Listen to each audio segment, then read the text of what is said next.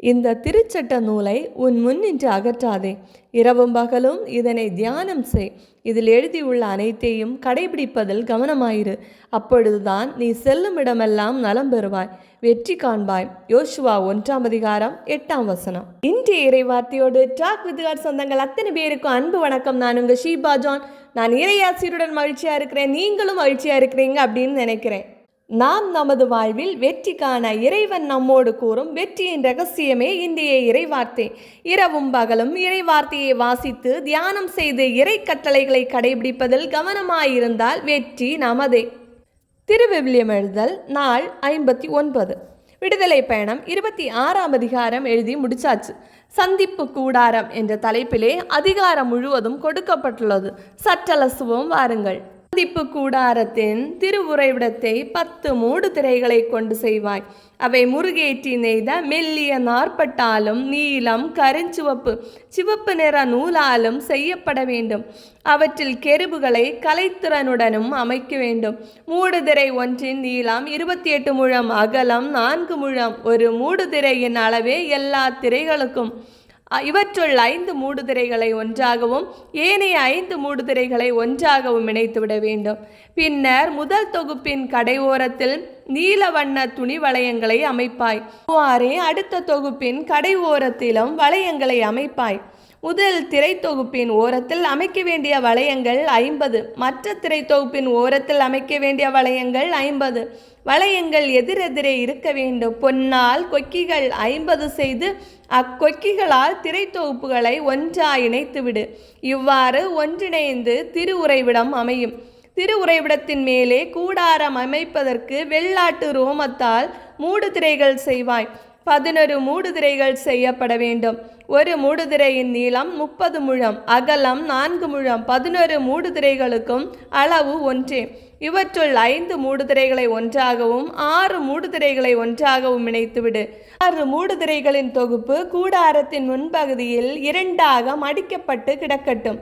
முதல் திரை தொகுப்பின் ஓரத்தில் 50 வளையங்களை அமைப்பாய். அவ்வாறே 50 வளையங்களை அடுத்த திரை தொகுப்பின் ஓரத்திலும் அமைப்பாய். வெண்கலத்தால் 50 கொக்கிகள் செய்து கொக்கிகளை காதுகளில் மாட்டிவிடு. இவ்வாறு ஒன்றிணைந்து கூடார மூடுதிரை அமையும். கூடார மூடுதிரையில் எஞ்சியிருக்கும் பாகம் தொங்கிக் கொண்டிருக்கும். திருவுறைவிடத்தின் பின்புறத்தே பாதி திரை தொங்கும்.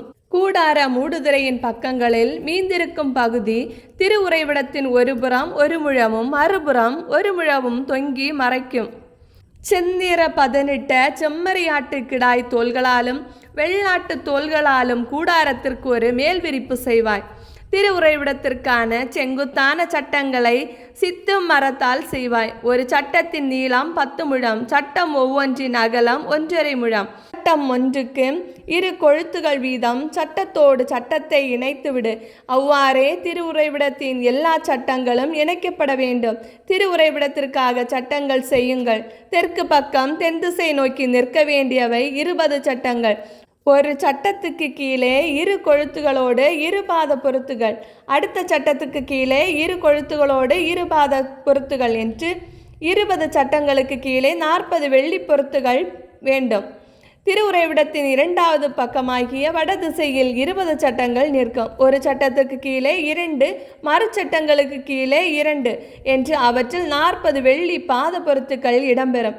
திருவுறைவிடத்தின் பின்புறமாகிய மேற்கு பக்கத்திற்கென 6 சட்டங்கள் செய்வாய். அதனுடன் திருவுறைவிடத்தின் மூலைகளுக்காக 2 சட்டங்களும் செய்வாய். அவை ஒவ்வொன்றும் கீழிருந்து மேலே முதல் வளையம் வரைக்கும் இரட்டை கணமாக அமைக்கப்படும். இவ்வாறே 2 மூலைகளும் அமையும். ஒரு சட்டத்தின் அடியில் 2 பாத பொருத்துக்கள், மறு சட்டத்தின் அடியில் 2 பாத பொருத்துக்கள் என்று 8 சட்டங்களுக்கு 16 வெள்ளி பாத பொருத்துக்கள் வேண்டும். சித்தி மரத்தால் குறுக்கு சட்டங்கள் செய்வாய்.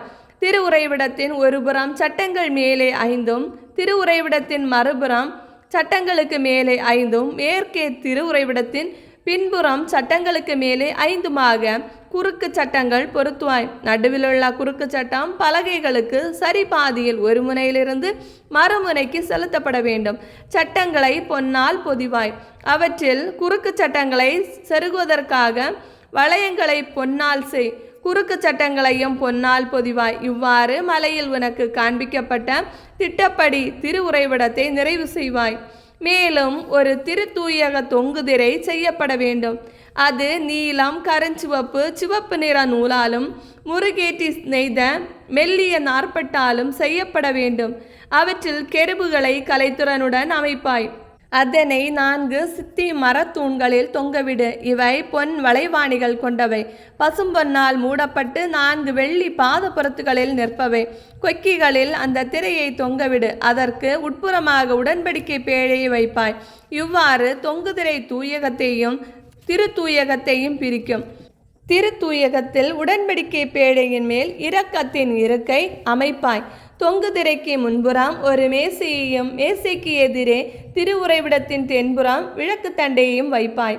மேசையையோ வடபுறம் வைப்பாய். கூடாரத்தின் நுழைவிடத்திற்காக ஒரு தொங்கு திரை செய்வாய். அது நீலம், கருஞ்சிவப்பு, சிவப்பு நிற நூலாலும் முருகேற்றி நெய்த மெல்லிய நாற்பட்டாலும் பின்னல் வேலை கொண்டதாக செய்யப்பட வேண்டும். இத்திரையை தொங்க விடுவதற்காக 5 சித்தி மரத்தூண்களை செய்துவை. இவை பசும்பொன்னால் மூடப்பட்டவையாகவும் பசும்பொன் வளைவாணிகள் கொண்டவனவாகவும் 5 வெண்கல பாத பொருத்துகளில் நிற்பனவாயும் அமையட்டும். இவ்வாறு விடுதலை பயணம் 26ஆம் அதிகாரம் நிறைவு பெறுகிறது. தொடர்ந்து என்னென்ன செய்ய வேண்டும் பொறுத்திருந்து பார்ப்போம். வீடியோ பிடிச்சிருந்தா லைக் பண்ணுங்கள், உங்கள் ஃப்ரெண்ட்ஸ் அண்ட் ஃபேமிலிக்கு ஷேர் பண்ணுங்கள், உங்களுடைய கருத்துக்களை கமெண்டில் சொல்லுங்கள். இறையோடு உறவாட எங்களோடு இருங்க. மீண்டும் சந்திப்போம். அன்புடன் உங்கள் ஷீபா ஜான்.